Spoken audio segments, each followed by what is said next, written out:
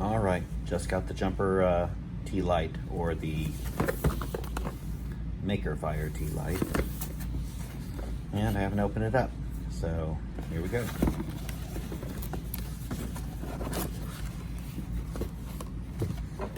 As in, well, so this one has Makerfire stickers.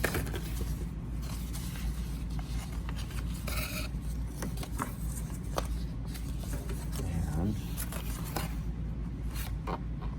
directions. And the Makerfire card. And this must be for the different modules of the back.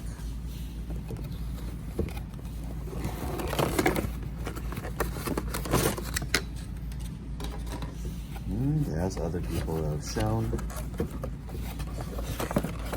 looks like a T Lite, except it says Makerfire on this one.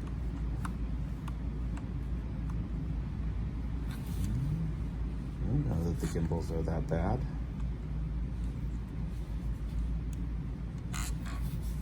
So I'm not going to do anything else with it just yet.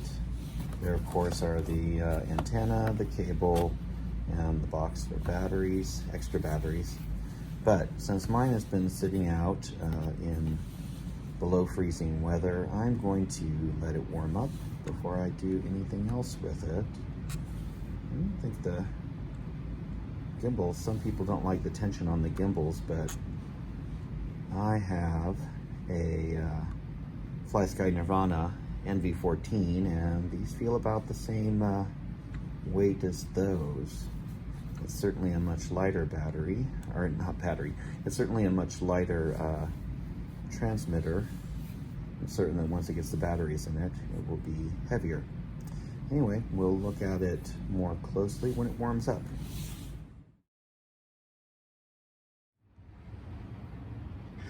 All right, it's now a little over 24 hours later.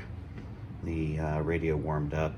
I'd gone out, came back in, and of course I had to pop a battery into it to start it up. Oh wait, you gotta hold it until it all starts up. So I had started it up and started messing with it. Now I have to tell you that I'm actually more used to the FlySky NV14, which is also a game style controller, but much larger than this. And of course it has a touch screen. So learning how to navigate this touch screen was, took a little time. And of course I messed up the programming, but the good folks on Facebook, on the Jumper T Lite group, helped me out in figuring out how to bind this to a FlySky receiver. So it works great. You know, some people have said it's too small for their hands. I, of course, use my thumbs while I fly, and it didn't matter whether I was using a box transmitter or I was using a game style transmitter. I'm still like this on it. My wife says I have blocky hands, so listening to other people thinking that the switches were too close, that they were flying like this and they were afraid they were going to hit switches. That's not really the way I fly. And I only know this because I took this out with an airplane earlier and threw the airplane up in the air and went for it. It's a 30-inch wingspan foam board plane, and it was using a 1806 motor, 2000 kV with a 2S900 mAh battery. So flew great. I think the only thing I did was I put too much expo in because the controls were a little sluggish right here in this range, and I had to go really out to get a lot of control. And of course it was only 3-channel, so it was throttle and rudder and elevator. And normally on my NV14 it's a pretty snappy little airplane, so to have it be sluggish on this, I figured that I had put too much expo in.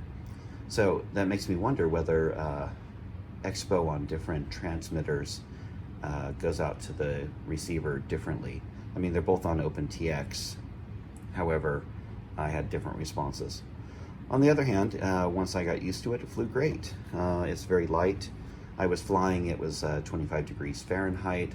It was late in the day, the light was flat, and of course I was flying a white airplane with white clouds and snow all around me. So it was hard to spot at any distance, but the transmitter was great, working with a FlySky FSA3, which is one of their older receivers, but it flew perfectly.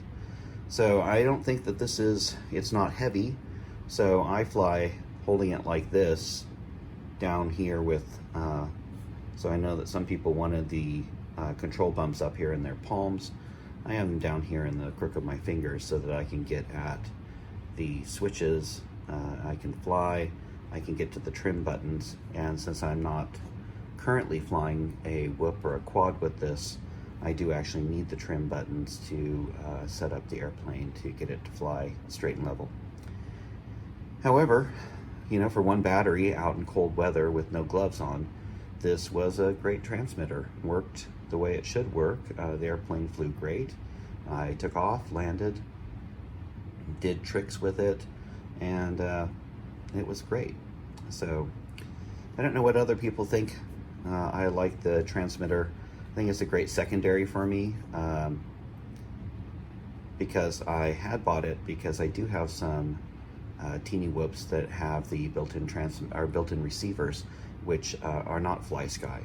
So I had a multi-protocol module for my NV14, which was not successful in using to bind to a couple of those teeny whoops. So I'm going to try this, set it up for a teeny whoop, and come back and let people know how that went.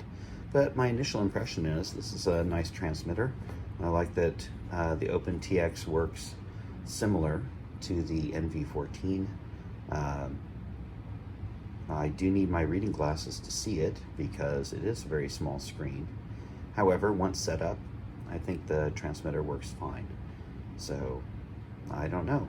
I don't know if there's a difference between the Makerfire version and the Jumper version, but it's certainly a nice little transmitter. So if you're thinking about it, this might be the one for you. All right, that's enough for me. I am out for this evening. If I have any other views on it when I've flown it with a quad or with a tiny whoop, I'll come back on and let folks know.